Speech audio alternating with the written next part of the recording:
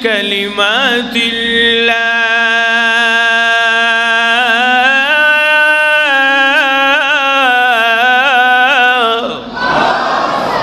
আল্লাহ বলেন আমার কথার কোনো পরিবর্তন নাই, পরিবর্তন না। যা বলি চাকরি দেওয়ার মালিকও আল্লাহ, মানুষকে ইজ্জতের রিজিক দেওয়ার মালিকও আল্লাহ।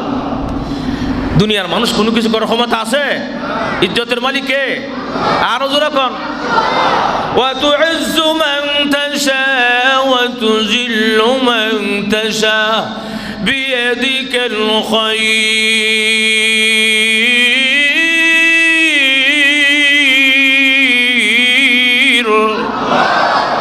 ইন্নাকা আলা কুল্লি শাইইন কাদির।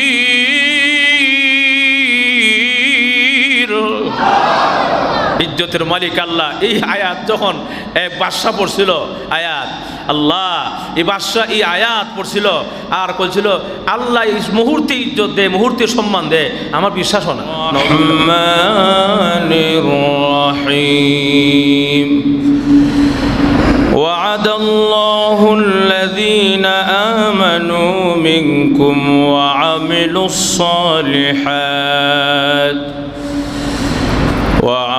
الصالحات ليستخلفنهم في الأرض كما استخلف الذين من قبلهم إلى آخر الآية. بارك الله لنا ولكم في القرآن العظيم ونفعنا وإياكم بالآيات والذكر الحكيم. صدق الله العظيم وصدق رسوله النبي الكريم ونحن على ذلك لمن الشاهدين والشاكرين والذاكرين والحمد لله رب العالمين. صلى الله على سيدنا ومولانا محمد وعلى آله وأصحابه وبارك وسلم. بلغ العلا بكماله كشف الدجى بجماله حسنة جميع خصائصه. صلوا عليه.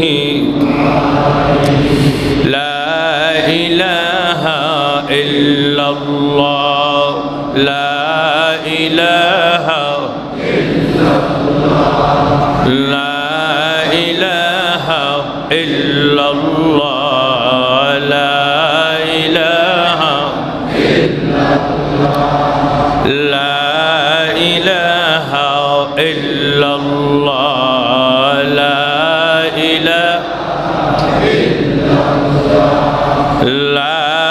إله إلا الله لا إله إلا الله لا إله إلا الله لا إله إلا الله لا إله إلا الله لا إله إلا الله محمد رسول الله صلى الله عليه وسلم. الحمد لله. মুআজ্জাজ মুকাররম উলামায়ে কেরাম, দূর দূরান্ত থেকে আগত ইসলাম প্রিয়, কোরআন প্রিয়, মাদ্রাসা প্রিয়, মসজিদ প্রিয় নওজোয়ান যুবক ভাইয়েরা, সাদা দাড়িওয়ালা মুরব্বীরা, সর্বস্তরে সম্মানিত সুধীমণ্ডলী, আল্লাহ পাকের দরবারে শুকর ও সুজুদ যে আল্লাহ পাক আমাদের সকলকে প্রতি জুমার ন্যায় আজকের জুমায় আসার বসার শরীক হওয়ার তৌফিক দান করেছেন। এজন্য মালিকের দরবারে কালিমাতুর শুকর আদায় করছে আলহামদুলিল্লাহ। বলেন আজকে শাওয়াল মাসের কত নম্বর জুমা? চতুর্থ নম্বর। কত নম্বর? তাহলে শাওয়াল মাস একদম শেষ প্রান্তে। আমরা শাওয়াল মাস চলছিল দীর্ঘ, এর আগের একটি মাস রমজান মুবারক মাস। রমজানুল মুবারক মাসে আমরা দীর্ঘ একটি মাস সিয়াম সাধনা করেছি এবং শাওয়াল মাসের 6টা রোজা আছে। এই 6টা রোজা অনেকে রেখে ফেলেছি, অনেকে হয়তো রাখবেন। তবে যারা রাখবেন হিসাব করে রাখতে হবে, কারণ যেহেতু সময় সামনে কম। এই মাসের ভিতরেই 6টা রাখতে হবে, শাওয়াল মাসের ভিতরেই 6টা রোজা রাখতে হবে। শাওয়াল মাস যখন চলে যাবে তখন আর এই রোজা রাখলে কাজ হবে না। এক একটা মাসের এক একটা রোজা আছে ফজিলতের। রমজান মাসে আমরা রোজা রেখেছি, রমজানের পরের মাস শাওয়াল মাস। এই শাওয়াল মাসে 6টা রোজা রাখতে হবে। যদি কেউ কষ্ট করে শাওয়াল মাসে 6টা রোজা রেখেই ফেলে, আল্লাহ পাক তাকে 1 বছরের সওয়াব দিবেন। কত বছরের সওয়াব? 1 মাস রোজা রাখলাম আর 6 দিন রোজা রাখলাম, এই 1 মাসে 30টা হয়। এবার আমরা কটা রাখছি? 29টা। আর এদিকে ধরেন 6টা, কত হইল? 35টা রোজা। এই 45টা রোজা যদি আমরা কেউ রাখতে পারি, আল্লাহ পাক পূর্ণ 1 বছর রোজা রাখার সওয়াব দিবে। যেহেতু আমরা 29টা রোজা রাখতে পেরেছি, আর 6টা রোজা তো কোনো ব্যাপার না, কি বলেন? আল্লাহ সবাইকে 6টা রোজা শাওয়ালের রাখার তৌফিক দান করো। আলহামদুলিল্লাহ, অনেক মুসলমান আগেই রেখে ফেলেছে।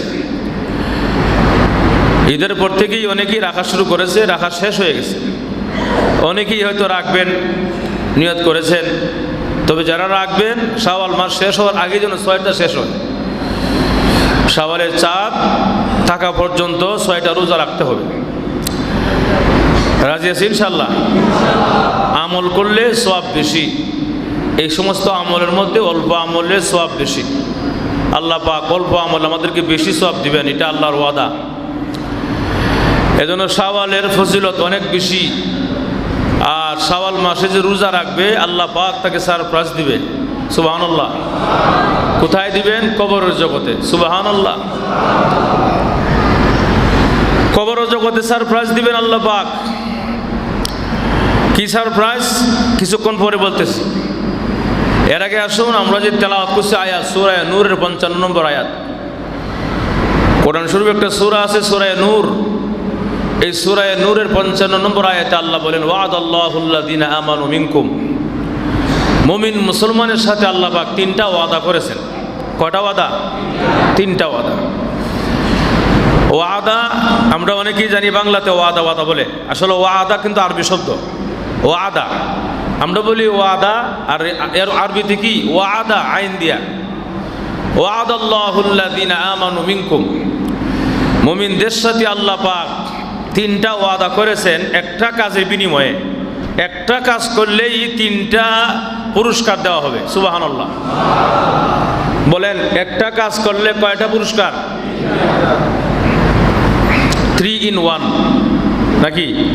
হ্যাঁ, 3 in 1। একের ভিতরে কত? 3। একটা কাজ করলেই 3টা পুরস্কার দিবেন আল্লাহ পাক। কি বলেন, জানার ইচ্ছা আছে না নাই? সে কাজটাও কি, এটাও জানবো আমরা, এবং কাজটা করার পরে কি পুরস্কারগুলা, এই পুরস্কারগুলো আমরা জানার চেষ্টা করবো ইনশাআল্লাহ। আল্লাহ পাক আমাদের সকলকে তৌফিক দান করুক বলে আমিন। আল্লাহ রাব্বুল আলামিন বলেন, মুমিন মুসলমান যারা, ইমানদার যারা, তাদের সবচাইতে বড় কাজ হইল আমি আল্লাহ পাকের গোলামি করা। সুবহানাল্লাহ। বলেন, কি করা? গোলামি করা, আল্লাহর গোলামি করা। কিন্তু আমরা তো আল্লাহর গোলামি করতে রাজি না। আল্লাহর পায়ে, আল্লাহর কুদরতি কদমে সেজদা করতে রাজি না। সব করতে রাজি। আল্লাহর পায়ে, আল্লাহর কুদরতি কদমে সেজদা দেওয়ার মাধ্যমে বান্দার ইজ্জত সম্মান আরো বেড়ে যায়। সুবহানাল্লাহ। কারণ বান্দা আমাকে সেজদা করেছে, আমার কাছে নত হয়েছে, আমার কাছে মাথা ঝুঁকায় দিয়েছে, সে ছোট হয়ে গেছে আমার কাছে সেজদা দিয়া। আমার কাছে ছোট হয়েছে মানে তার সম্মান আমি আল্লাহ বাড়াই দেব। সুবহানাল্লাহ। এজন্য আল্লাহ পাক রব্বুল আলামিনের কুদরতি কদমে সেজদা দেওয়া। যদি আমরা সেজদা দেই তাহলে অবশ্যই আল্লাহ পাক আমাদের সম্মান বাড়াইয়ে দিবেন। তাহলে সূরা নূরের ৫৫ নম্বর আয়াতে আল্লাহ রাব্বুল আলামিন বলেন, ওয়াদাল্লাহুল্লাযীনা আমানু মিনকুম, যারা মুমিন মুসলমান তাদের সাথে আল্লাহ ওয়াদা করছেন। কিসের ওয়াদা?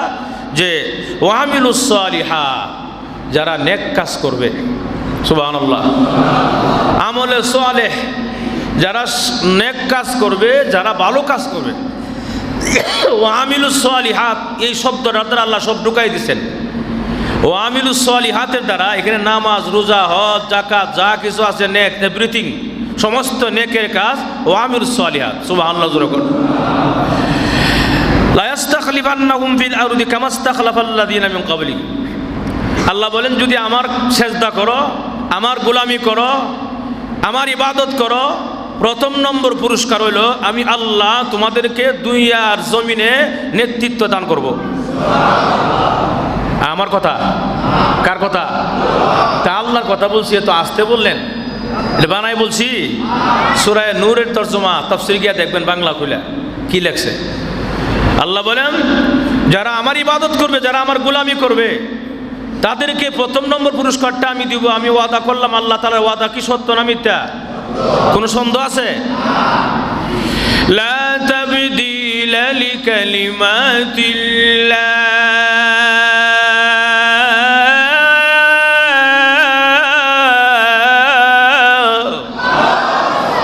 আল্লাহ বলেন আমার কথার কোনো পরিবর্তন নাই, পরিবর্তন না। যা বলি তা করি, যা বলি তা করি।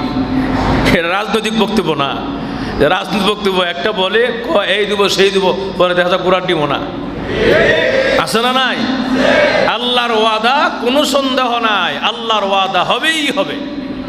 মাজুর ঠিক কিনা? আল্লাহ বলেন ওয়ামিলুস সালিহাত, যারা নেক কাজ করবে তাদের প্রথম নম্বর পুরস্কারটা হইল দুনিয়ার জমিনে আমি আল্লাহ তাদেরকে নেতৃত্ব দান করব। আমি তাদেরকে দুনিয়ার জমিনে ক্ষমতা দিব। ক্ষমতা যদি আমার বিধান মানতে পারে, আমি আল্লাহ তাকে সম্মানের, ইজ্জতের মুকুট দান করবো। সুবহানাল্লাহ। জোরে কর। ইজ্জতের মুকুট, সম্মানের মুকুট দেওয়ার মালিককে বলেন, সমস্ত ক্ষমতার উৎসকে। আরো জোরে কর। দেখেন বলে কিন্তু আবার জনগণ করেন না। আমরা সমাজে একটা ভুল কথা আছে, সমস্ত ক্ষমতা জনগণ, ক্ষমতার উৎস জনগণ। নাউজুবিল্লাহ কোন? সমস্ত ক্ষমতার উৎস একমাত্র কে? আল্লাহ পাক পারেন। জনগণ ক্ষমতা দেওয়ার মালিক না, মালিক কে? আল্লাহ পাক। এই বিশ্বাস আমাদের রাখতে হবে, অন্তরে আমাদের এই কথা রাখতে হবে, ইয়াকিন রাখতে হবে আমাকে আল্লাহ সব কিছু করবে। তবে হ্যাঁ, দুনিয়া চলাফেরা করতে গিয়ে, সমাজে চলাফেরা করতে গিয়ে মানুষের প্রয়োজন হয়, তার মানে মানুষ ক্ষমতা দেওয়ার মালিক নয়, মালিক কে? আল্লাহ পাক। এই ইয়াকিন আমাদের ভিতরে বসাইতে হবে। ইয়াকিনের নাম, এই ইয়াকিনটাই আমাদের ইমানদারের পরিচয়।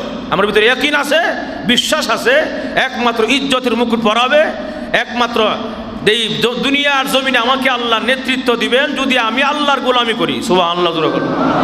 কিন্তু আল্লাহর গোলামি করবেন না, আল্লাহর সেজদা করবেন না, নিজের মন চাই জিন্দিগি পরিচালিত করবেন, এতে করে আপনি দুনিয়ার রাজত্ব পাবেন না, দুনিয়ার নেতৃত্ব পাবেন না। জোরে ঠিক কিনা? এক নম্বর পুরস্কার আমি সংক্ষেপ করবো, লম্বা আলোচনা করলে কিন্তু সময় থাকবে না। তাহলে প্রথম নম্বরটা হলো ইবাদত বন্দিগির মাধ্যমে আল্লাহ যে তিনটা পুরস্কার দিবেন, এর মধ্যে প্রথম নম্বরটা হলো দুনিয়ার নেতৃত্ব আল্লাহ পাক দান করবেন, ইজ্জতের মুকুট আল্লাহ দান করবেন। সুবহানাল্লাহ। যখন ইজ্জতের মুকুট আল্লাহ পাক দান করবেন, তারপরে আল্লাহ রাব্বুল আলামিন বলেন ওয়ালা ইউমাক্কিনান্না লাহুম দীনাহুমুল্লাযী ইরতাদা লাহুম ওয়ালা ইউবাদদিলান্নাহুম মিন বাদি খাউফিহিম আমনা। দুনিয়ার জিন্দেগিতে আমি আল্লাহ তোমাদেরকে নির্ভয়ের জিন্দেগি দান করব, কোনো ভয় নাই। সুবহানাল্লাহ। জোরে বল। কোনো ভয় নাই, আমি ছাড়া কাউরে ভয় করবা না। বলেন কার কথা? আল্লাহ বলেন তোমাদেরকে আমি আল্লাহ নিরাপদের জিন্দেগি দান করব, নিরাপত্তার জিন্দেগি। যদি আমরা আমার গোলামি করো, আমাকে সেজদা করো, দুনিয়ার কেউ তোমার কিছু করার ক্ষমতা নাই, একমাত্র আল্লাহ করার ক্ষমতা। এই বিশ্বাস আমাদের অন্তর বসাইতে হবে।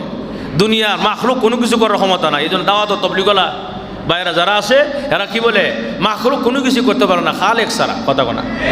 খালেক কে? আল্লাহ। আল্লাহ সব কিছু করে নেওয়ালা, আল্লাহ সব কিছু করবেন, এই ইয়াকিন ভিতরে বসাইয়ে দেওয়া। দুনিয়ার কোনো মানুষ কিছু করার ক্ষমতা নাই, একমাত্র কে? আল্লাহ পাক। ইজ্জত দেওয়ার মালিকও আল্লাহ, বেইজ্জতি করার মালিকও আল্লাহ, মানুষকে চাকরি দেওয়ার মালিকও আল্লাহ, মানুষকে ইজ্জতের রিজিক দেওয়ার মালিকও আল্লাহ। দুনিয়ার মানুষ কোনো কিছু করার ক্ষমতা আছে? ইজ্জতের মালিক কে? আরো জোরে কোন। ওয়া তুইজ্জু মান তাশা ওয়া তুযিল্লু মান তাশা বিয়াদিকাল খায়র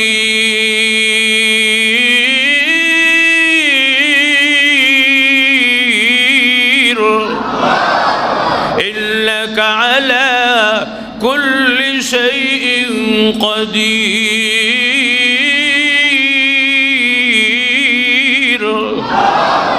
ইজ্জতের মালিক আল্লাহ। এই আয়াত যখন এক বাদশা পড়ছিল আয়াত, আল্লাহ এই বাদশা এই আয়াত পড়ছিল আর বলছিল আল্লাহ এই মুহূর্তে ইজ্জত দে, মুহূর্তে সম্মান দে, আমার বিশ্বাস হয় না।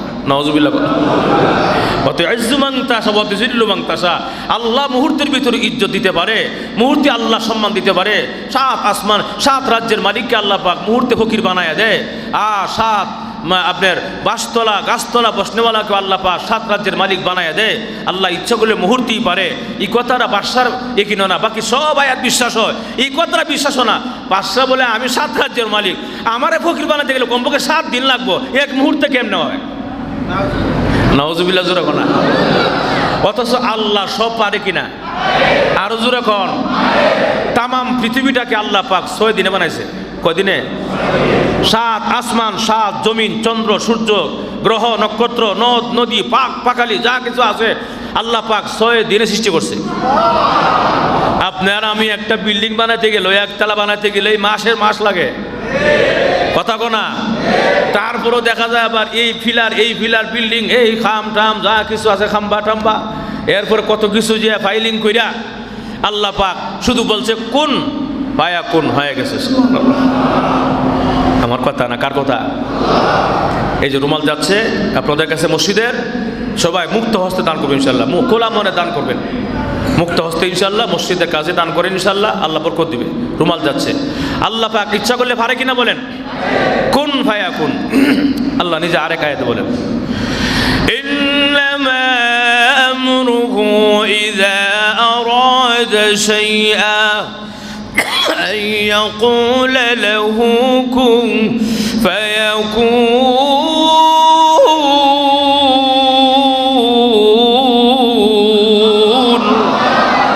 আল্লাহ বলে যখন আমি কোনো কিছু বলি, ইচ্ছা করি, কোন ফায়াকুন হয়ে যায়। সুবহানাল্লাহ জোরে বলুন। 7 রাজ্যের বাদশা বলে আমাকে আল্লাহ পাক 7 রাজ্যের মালিক, আমার যদি ফকির বানাইতে হয় 7 দিন লাগার কথা, এক মুহূর্তে আল্লাহ পাক আমাকে কিভাবে ফকির বানাবে এটা আমার বুঝে ধরে না। জোরে নাউজুবিল্লাহ। তার বুঝে আসে না। আল্লাহ পাক আমি সব পারি রে, সব পারি, বিশ্বাস করস না? ঠিকই দেখা যায় হরিণ শিকারের জন্য গেছে, আমি লম্বা করবো না, সংক্ষেপ করতেছে, খুব সংক্ষেপ বুঝা নিয়েন। হরিণ শিকারিতে গেছে, হরিণ শিকারি করার জন্য বাদশা যেই হরিণ নিয়ে গেছে, তার নিজের হরিণ নিয়ে গেছে হরিণ শিকারি করতে। হরিণে জঙ্গলে যাওয়ার পরে হরিণে গাছের মধ্যে বাঁধছে, গাছের এক শিকড়ের মধ্যে বাঁধছে, বাঁধার পরে সে একটু হালকা ঘুমাই গেল, তন্দ্রা চলে আসছে, এমন ক্লান্ত হয়ে গেছে, একটু বসছে আর ঘুমায় গেছে। এদিকে তার গোড়া চলে গেছে গা, হাই হাই গোড়া গেল কই। খুঁজতে খুঁজতে গোড়া সন্ধান করতে করতে দৌড়ায়, গোড়া ধরা দেয়ও দেয় না, গোড়া ধরা দেয়ও দেয় না, কাছে আইসও আসে না, খালি দৌড়ায় আর দৌড়ায়, যাইতে যাইতে আরেক রাজ্যে চলে গেছে গা। সুবহানাল্লাহ। কে করতেছে এটা? আরো জোরে কোন। আরেক রাজ্যে চলে গেছে। যে রাজ্যে চলে গেছে আল্লাহর কি রহমত, ওই রাজ্যের বাদশার গোড়াটাও হারায় গেছে, পায় না। কারিসেরা উনি যখন ঢুকছে সীমান্তের ভিতরে এমনি কে কয় আমি একজন মুসাফির। তো এখানে কেন? আমার গোড়া হারিয়ে গেছে। বাদশার গোড়া হারিয়ে গেছে। তাহলে আপনি সুর, বাদশার গোড়া নিয়েছেন আপনি। এই সুরে দরা খাইলো, চুরি না করেও দরা খাইলো। কেন? আল্লাহ বোঝাই দিবে আমি মুহূর্তে পারি। সুবহানাল্লাহ জোরে বলা।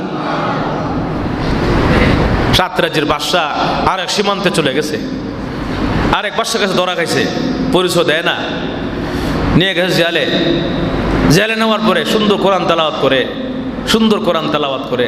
সুবহানাল্লাহ জোরে বলা। বাদশার মেয়ের কোরআন শেখাতো, ওই বাদশাও দিনদার, বাদশার মেয়েকে কোরআন শিখাইতে হয়, ভালো টিচার রাখতে হয়। এমনি জেলের যে দারোয়ান থাকে, দারোয়ান কয়, স্যার মাননীয় মহোদয়, যদি আপনি কিছু মনে না করেন, আমাদের জেলখানে একজন হুজুর আছে, ভালো কোরআন শরীফ তেলাওয়াত করে, সুবহানাল্লাহ। নিয়ে আসো ওনাকে নিয়ে আসছে, মেয়েকে পড়াই দিয়েছে, মেয়েকে পড়ানো শুরু করছে। পড়াইতে যখন এই আয়াত চলে আসছে, ওই যে وَتُعِزُّ مَن تَشَاءُ وَتُذِلُّ مَن تَشَاءُ بِيَدِكَ الْخَيْرُ, এই আয়াত যখন মেয়ের পড়াইতেছে, এমনি মুস্কি হাসি মারছে, সুবহানাল্লাহ। মুস্কি হাসি মানে মাথাটা ঝোলা, হে বুঝছি রে, আল্লাহ সব পারে, সুবহানাল্লাহ। কথা কন, সব কিছুর মালিক কে? আল্লাহ। মুহূর্তের ভিতরে আরেক দেশে নিয়া চুর বানায়া, হ্যান্ডকাফ লাগায়া, চুর বানায়া, জেলে নেওয়া, এরপরে কোরআন শরীফ পড়ান দিছে। এরপরে মেয়ে বলে, আমাকে দেখে আপনি হাসি দিয়েছেন, নিশ্চয়ই মাইন্ডে লাগছে আমার, বলেন কেন হাসি দিয়েছেন, নাহলে আমার আব্বার বলে দেবো। ওই না আরেক কাম, বাস জানাই দিচ্ছে বাবাকে, বাবা আমি হুজুরের কাছে করবো না। কেন? হুজুর আমাকে দেখে মুস্কি হাসি মারছে, নিশ্চয়ই এখানে কোনো রহস্য আছে। এমনি ডাকছে, হাসি দিলা কেন? আর উনি কথা বলে না। হাসি দিলা কেন বলো? না বলতে চাই না। বলতে হবে, হাসি দেয়া কেন? ফাঁসিতে নেওয়া হবে, তোমাকে ফাঁসির ঝোলানো হবে। আমার মেয়ের সাথে তোমার এমন আচরণ আমি বিশ্বাস করতে পারি না, আমি মেনে নিতে পারি না, এখন তোমার ফাঁসি হবে। চোখের পানি সারে দরদরায়া, আর মাথাটা লাড়ে, সুবহানাল্লাহ। জোরে কর, আরো জোরে কর। এক বাদশা জাহাপানা, ভালো করে শুনেন, আমি কোনো চোর নয়, ডাকাত নয়, কোনো মুসাফিরও নয়, আমি হলাম আপনার পাশের রাষ্ট্রের বাদশা, সুবহানাল্লাহ। আমি পাশের রাষ্ট্রের বাদশা। বলে এখানে কেমনে কি? বলে কারণ আছে, কারণ ছাড়া হয় নাই। ওই যে আপনার মেয়েকে আমি আয়াত পড়াইছিলাম, ওই আয়াতটা আমার বিশ্বাস করতে কষ্ট হয়েছিল। এক মুহূর্তে আল্লাহ বাদশা থেকে ফকির বানাই কেমনে? আমি 7 রাজ্যের বাদশা, 60টা রাজ্যের কমপক্ষে 7 দিন লাগার কথা, মুহূর্তে আল্লাহ ফকির বানায় কিভাবে? বাসতলায় গাছতলায় নেই কিভাবে? এই কথাটা বিশ্বাস করতে কষ্ট হয়েছিল। এই জন্যে মহান আল্লাহ আমাকে বুঝাইয়া দেওয়ার জন্যে আপনার জেলখানা ঢুকায়া আমাকে পরীক্ষা নিয়েছে। এমনি ওই দেশের বাদশা চোখ বড় হয়েছে গা, আপনার 7 রাজ্যের বাদশা না? জি।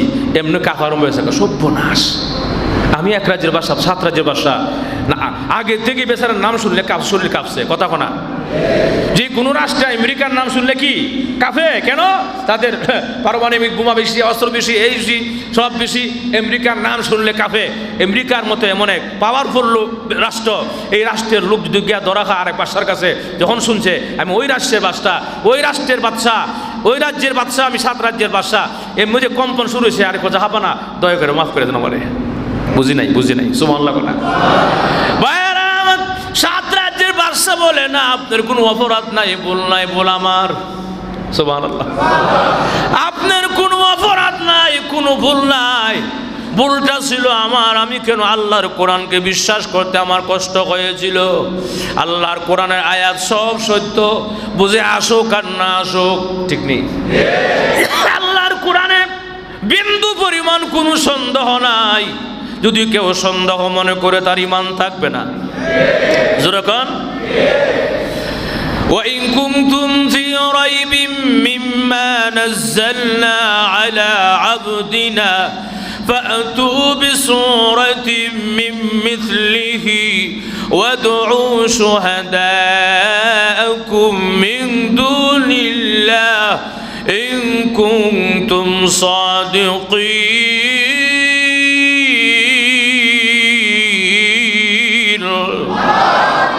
যদি ভুল ধরতে চাও, একটা সূরার মতো সূরা বানায়া দেখাও। কেউ পারে নাই। আজও 1500 বছর আগের কোরআন এখনো কেউ পারে নাই, আর পারবেও না। আল্লাহ শুরুতেই ভুলের সংশোধন করে দিলেন, সকলের ভিতরে সন্দেহ ভাঙ্গা দিলেন। আল্লাহ বলেন, জালিকাল কিতাবু লা রাইবা ফি, এমন একটা কিতাব যেই কিতাবের মধ্যে কোনো সন্দেহ নাই, কেউ সন্দেহ করলে তার ঈমান থাকবে না।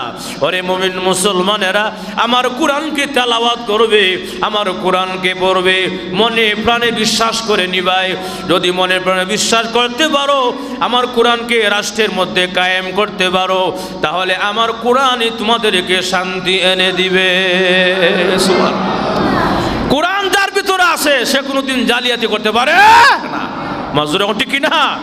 আজকের খবরও দেখলাম, এক মা 4 বছরের শিশুকে 4 বছরের শিশুকে বিক্রি করে একটা মোবাইল কিনছে।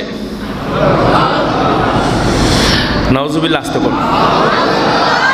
4 বছরের সন্তানকে বিক্রি করে একটা মোবাইল কিনছে, শখের মোবাইল।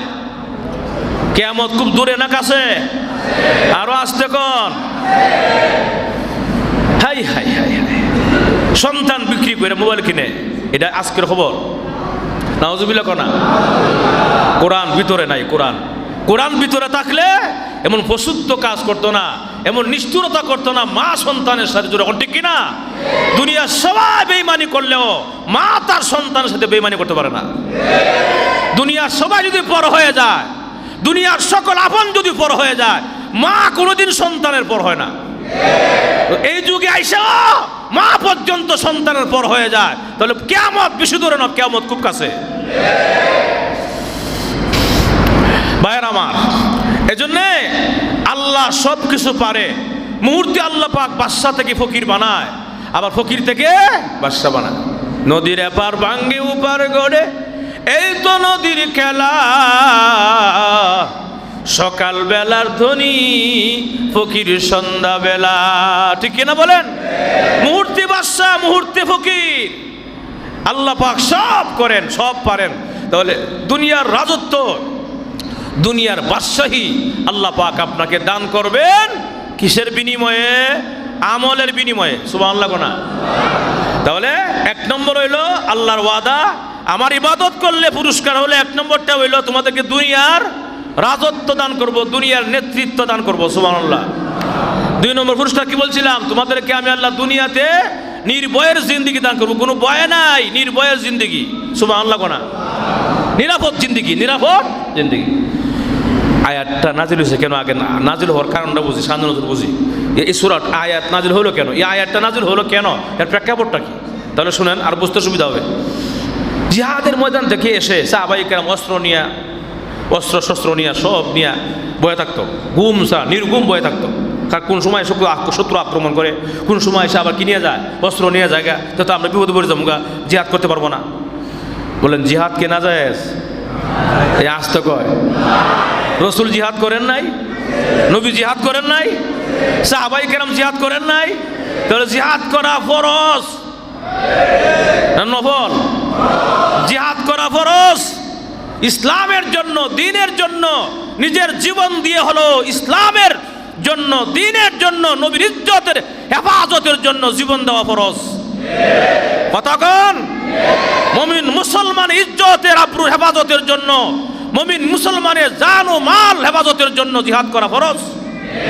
অতএব যদি বাংলার জমিন থেকে আমাদেরকে সীমান্ত খুলে দেওয়া হয়, আমাদেরকে যদি যাওয়ার ব্যবস্থা করে দেওয়া হয় ফিলিস্তিনে, ইনশাআল্লাহ আমাদের জান মাল দিয়ে হলেও ইনশাআল্লাহ আমরা জীবন দেওয়ার জন্য ফিলিস্তিনে গিয়া জিহাদ করে জীবন দিতে আমরা কারা কারা প্রস্তুত? হাতটা উঠায় দেখায়া দে। নারায়ে তাকবীর, লিল্লাহি তাকবীর। ইসলামের শত্রুরা হুঁশিয়ার, সাবধান। ফিলিস্তিন, ফিলিস্তিন জিন্দাবাদ, জিন্দাবাদ। নারায়ে তাকবীর। মাশাআল্লাহ, হাত লামান। এমন নিয়ত আমাদের থাকতে হবে। যদি সরকার আমাদেরকে যাওয়ার ব্যবস্থা করে দেয়, তাহলে আমরা যেতে রাজি আছি, রাজি আছি ইনশাআল্লাহ। যাওয়ার ব্যবস্থা করলে আমি তো যাবো ইনশাআল্লাহ, আমার সাথে যারা যাবো তাদেরকেও নিয়ে যাবো, রাজি আছি ইনশাআল্লাহ। এই তামান্না থাকতে হবে আমাদের। এই তামান্না থাকলে রাসূল বলেছেন তুমি জিহাদে সব পেয়ে গেছো। সুবহানাল্লাহ না? মুমিন মুসলমান নিয়ত করলোই সওয়াব। আমাদের ইচ্ছা আছে যাওয়ার, কিন্তু আমরা যাইতে পারতেছি না। আমাদের যাওয়ার অনেক বাধা, অনেক দূরের পথ। যদি যাওয়ার সুব্যবস্থা থাকে আমরা অবশ্যই যাব, কোনো সন্দেহ নাই। এখনো যারা এই নিয়তটা করে ফেলেছেন যে যদি ব্যবস্থা হয়ে যায় যাবই, জীবন দেওয়ার জন্য, তাদের জান মাল ইজ্জত হেফাজতের জন্য যাবই, এই নিয়তটা যারা এখনো করেছেন আল্লাহ জিহাদের সওয়াব দিছে। না গিয়ে অসওয়াব নিয়ত করলে সুবহানাল্লাহ জোরে কর না। তাহলে আল্লাহ পাক আমাদেরকে দুনিয়ার জিন্দিগিতে আমাদেরকে আল্লাহ পাক নিরাপদ জিন্দিগি দান করবেন। নিরাপদ জিন্দিগি, সুবহানাল্লাহ। কিসের জিন্দিগি? নিরাপদ জিন্দিগি সবাই চায়, নিরাপদ জীবন, কোনো ভয় নাই। তো যাই হোক, যে কথাটা বলতেছিলাম, সাহাবায়ে কেরাম যুদ্ধের সামানা নিয়ে বইরিছে, না জানি কোন শত্রু হামলা করে, না জানি অস্ত্র মস্ত্র সব নিয়ে যায়, তো আমরা বিপদে পড়ে যাবো, আমরা জিহাদ কেমনে করবো। এর লেগে সব সাহাবায়ে কেরাম নির্ঘুম সারা রাত বয়ে থাকতো এই অস্ত্র নিয়ে সাথে। এই যে একটা দিনও ঘুমাইতে পারে না, জিহাদ করতে হয়, রাত্র অস্ত্র পাহারা দেওয়ান লাগে, না জানি অস্ত্র আবার নিয়ে যায়, এই যে একটা নির্ঘুম ভাব। সাহাবায়ে কেরাম একটু প্রতিষ্ঠিত হয়ে কয়, ইয়া রাসূলুল্লাহ, আমাদের নিরাপদ জিন্দিগি কবে আসবে? সুবহানাল্লাহ বলেন। আমাদের নিরাপদ জিন্দিগি কবে আসবে? যে নিরাপদ জিন্দিগিতে আমাদের অস্ত্র রেখে আমরা ঘুমাইতে পারবো, অস্ত্র রেখে আমরা ঘুমাইতে পারবো, নিরাপদে দিনের বেলা জিহাদ করবো, রাত্রে ঘুমায় থাকবো, অস্ত্র তুইয়া কেউ নিবে না, এমন একটা নিরাপদ জিন্দিগি কবে আসবে? কবে আসবে? এই কথাটা বলার সঙ্গে সঙ্গে আল্লাহ জিবরাইলকে পাঠাইছে। সুবহানাল্লাহ। এই কথাটা বলার সঙ্গে সঙ্গে সূরা নূরের 55 নম্বর আয়াত আল্লাহ জিবরাইলকে দিয়া, হে জিবরাইল, আমার বন্ধুরে জানায়া দাও, ওয়াদাল্লাহুল লাযিনা আমানু মিনকুম, আমি আল্লাহ ওয়াদা করলাম তাদের সাথে যারা আমার ইবাদত করবে তাদেরকে আমি আল্লাহ নিরাপদ জিন্দেগি দান করে দিব। সূরা আয়াত নাজিল হওয়ার কারণটা বললাম, তাহলে বুঝতে সুবিধা হয়েছে। এজন্য নিরাপদ জিন্দেগি পাইতে গেলে আমাদের এক নম্বর হলো, আমাদের নিরাপদ জিন্দেগি যদি আমরা পাইতে চাই, প্রথম নম্বরটি কাজটাই হলো আল্লাহ ইবাদত করা, গোলামি করা, নত হইব আল্লাহর কাছে, নত হইব আল্লাহর কাছে, মাথা ঝুঁকাইব আল্লাহর কাছে, সব কিছু করবো আমি আল্লাহর কাছে, চাইবো আমি আল্লাহর কাছে। একজনই দেওয়া নেওয়ালা, উনি সব করবেন। বিশ্বাস থেকে যখন বান্দা আমল করবে, এক নম্বর পুরস্কার দুনিয়ার রাজত্ব দান করবে, নেতৃত্ব। দুই নম্বর হলো দুনিয়ার নিরাপদ জিন্দেগি দান করবে। তিন নম্বর হলো আল্লাহ পাক রব্বুল আলামিন ইসলামের ভিতরে আপনাকে, ইসলামের ভিতরে, ইমানের ভিতরে আপনাকে ইমানি হালতে মৃত্যু দিবে। কি হালতে? সবচেয়ে মুমিনের সাওফা হইল, আল্লাহ আমার ইমানি মরণ দিও। সুবহানাল্লাহ না? কিসের মরণ? আল্লাহ তুমি আমাকে ইমানি মরণ দিও। ইমানি মরণ আমাদের সকলে চাই, যেরকম ঠিক কিনা? আল্লাহ ইসলামের মধ্যে আপনাকে সন্তুষ্টি রাখবেন, আল্লাহ ইসলামের উপর আপনাকে রাজি রাখবেন, খুশি রাখবেন, ইসলামের মধ্যে আপনি সন্তুষ্ট থাকবেন। আল্লাহ আপনাকে এই একটা মানে সান্ত্বনামূলক জিনিস, পুরস্কার আপনাকে দান করবেন। তাহলে আল্লাহর ইবাদত করলে পুরস্কার তিনটা, খালি কাজ হলো একটা, পুরস্কার কয়টা? কাজ একটা, পুরস্কার কয়টা? তিনটা। তিনটা পুরস্কার পাইতে চাই, অবশ্যই 5 ওয়াক্তের নামাজ মসজিদে পড়তে হবে। রাজি আছি? 5 ওয়াক্তের নামাজ জামাতের সাথে পড়তে হবে। যদি না পড়ি 5 ওয়াক্তের নামাজ জামাতে, তাহলে কোনো কাজ হবে না। যেরকম ঠিক কিনা? মালিক রে গোলাম, মালিক রে বেজার কইরা, আল্লাহ রে বেজার কইরা দুনিয়ার যা কিছু করতে চাও, কোনো কাজ হবে না। এই জন্য শামসুল হক ফরিদপুর রহমতুল্লাহ আলাই, চিনছেন আপনারা? শামসুল হক ফরিদপুর রহমতুল্লাহ আলাই উনি একটা কথা বলতেন, আনুকা কথা বলতেন। উনি বলতেন, দুনিয়ার সব কিছু পেয়েছো কিন্তু আল্লাহরে পাও নাই, তুমি কোনো কিছুই পাও নাই। এটা সবচেয়ে বড় দামি কথা, কথা কোনা? দুনিয়ার সব পাইছো, বাড়ি গাড়ি নারী যা আছে, রাজত্ব নেতৃত্ব সব পেয়েছো, আল্লাহরে পাইছো না, তুমি কিছুই পাও নাই, কথা কোনা? আর যে আল্লাহরে পেয়ে গেছে, দুনিয়া লাগে না, কিচ্ছু লাগে না, পুরো দুনিয়া তার হাতের মুঠোর ভিতরে। আল্লাহরে পেয়ে গেলে দুনিয়া সব কি হাতের মুঠোর ভিতরে। যখন ঠিক কিনা? মানলাহুল মাওলা ফালাহুল কুল, যে নাকি আল্লাহর হয়ে যায়, তামাম পৃথিবী তার হয়ে যায়। যেরকম ঠিক কিনা? আরো যেরকম আমরা আমল করব, ইবাদত করব, ইমান আমলে সালেহ, নেক আমল, নেক আমলের মধ্যে আল্লাহ সব ঢুকাই দিয়েছে, নামাজ রোজা হজ যাকাত। তা আমরা রোজা রাখছি 1 মাস, আর 6 রোজা রাখবো আমরা এই মাসে। তার রাখছি, রেখে ফেলেছি, আলহামদুলিল্লাহ আপনারা সাকসেস হয়ে গেছেন। যারা এখনো রাখি নাই, অবশ্যই তাড়াতাড়ি রেখে ফেলতে হবে, মাস শেষ হওয়ার আগে 6টা রোজা। কয়টা? 6টা রোজা। এই 6টা রোজা রাখলে সারপ্রাইজ বলছিলাম বলবো, সারপ্রাইজ দিবেন আল্লাহ। কি সারপ্রাইজ? খুব খেয়াল করেন। খানায় কাবার প্রান্তর একজন বুজুর্গ আল্লাহওয়ালা, প্রতিদিন এখানে ওনা থাকেন এবং খানায় কাবা তওয়াফ করেন, দোয়া করেন, এখান থেকে চলে যান। ওনার সাথেই আরেকজন আল্লাহওয়ালা বুজুর্গ, উনি প্রত্যেক দিন জোহরের বেলা আসে, এসে ওনারা সালাম দেয়, নামাজ পড়ে তোয়াফ করে চলে যায়। প্রতিদিন 1 মাস 2 মাস 3 মাস 5 মাস 6 মাস যখন নাকি একটা লোকের সাথে ডেইলি সালাম দেয়, ডেইলি তার সাথে মুসাফা করে, ডেইলি তার সাথে কথাবার্তা হয়, তাহলে একটা সম্পর্ক, একটা মহব্বত তৈরি হবে কিনা? আর যখন 6 মাস 1 বছর তার সাথে একটা হৃদ্যতার বন্ধন তৈরি হয়ে গেছে।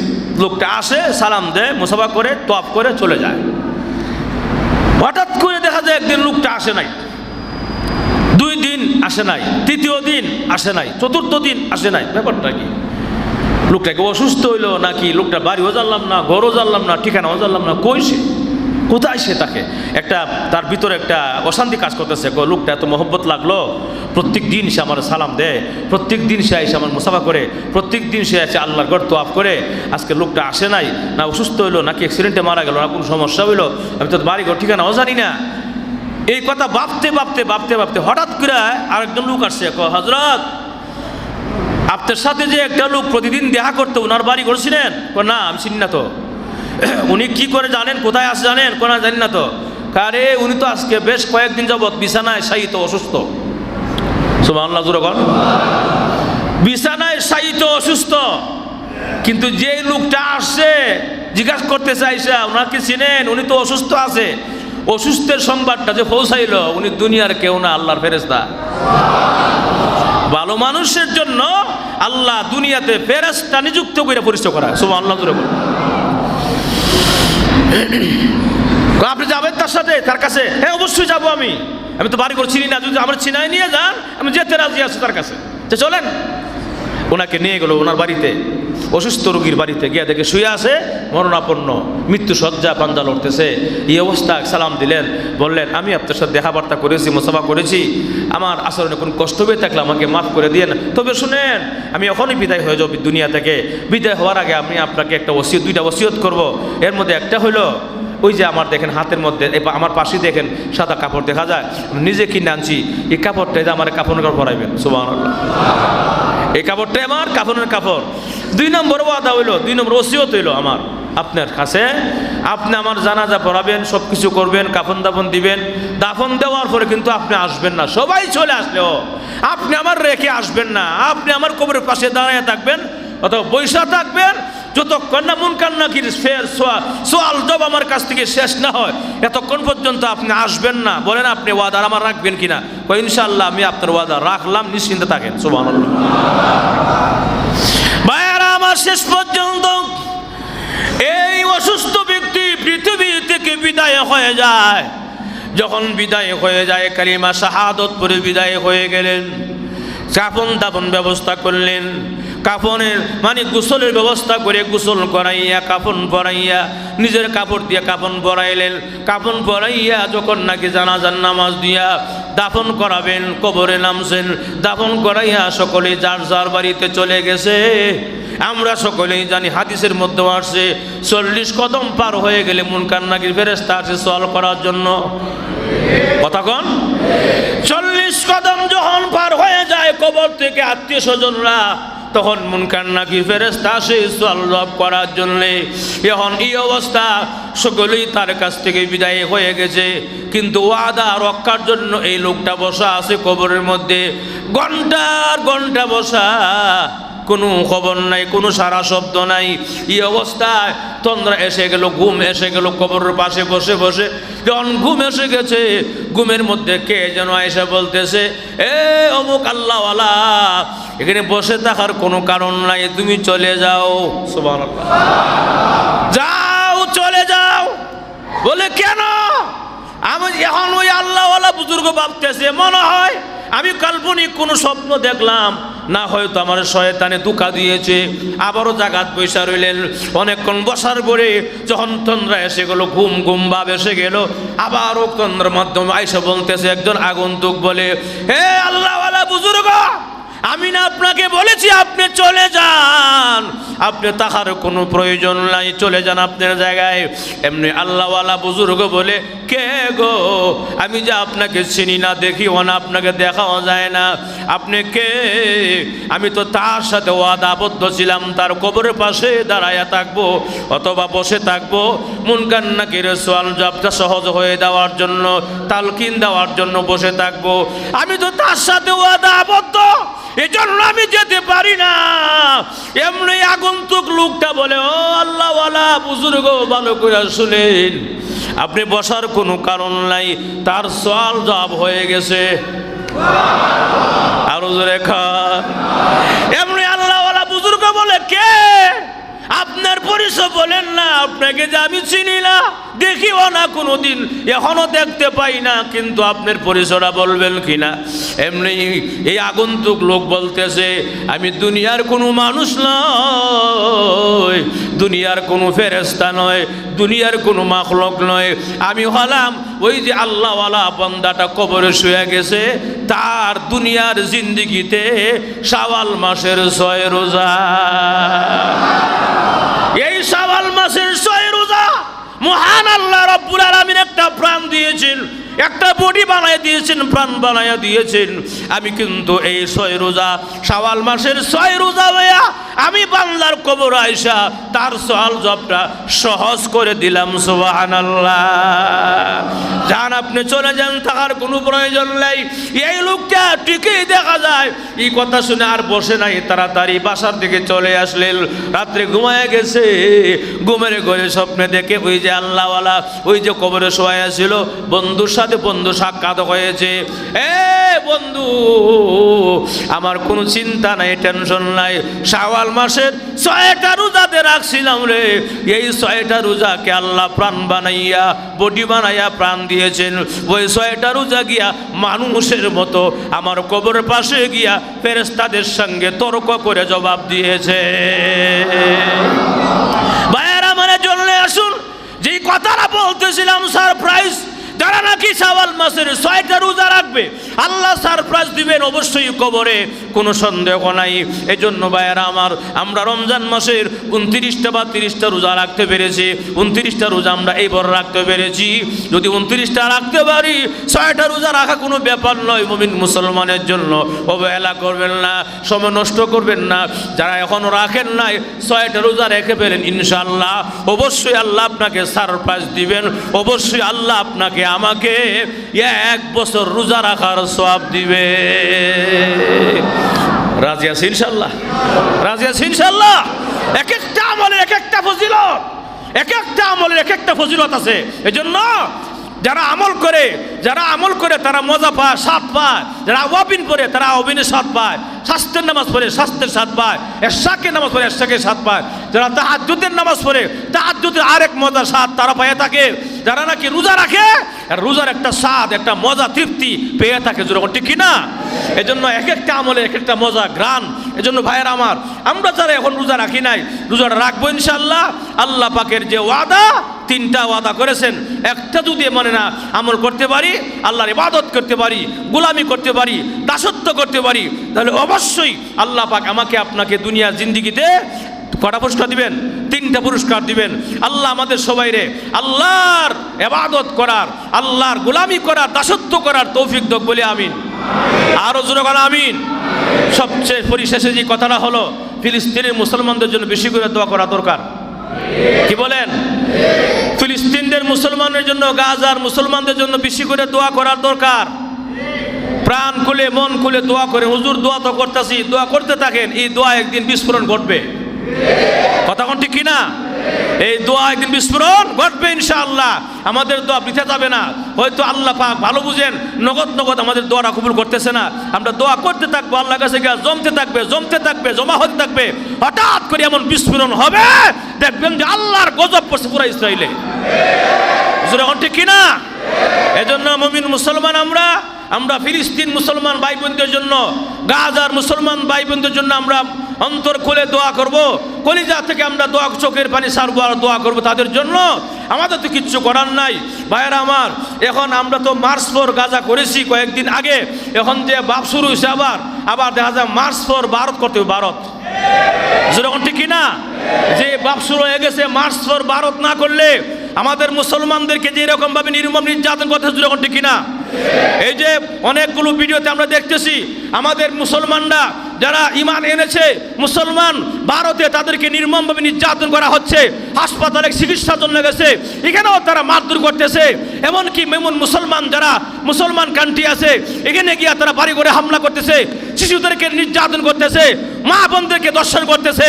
এরকম ভাবে বেঈমান কাফের দলেরা যেরকম ঠিক কিনা? অতএব আমরা এখন যা মনে করতেছি মার্চ ফর গাজা আমাদের শেষ হয় নাই, আরেকটা আমাদের মার্চ ফর ভারত হবে, কারণ কওয়ার দরকার।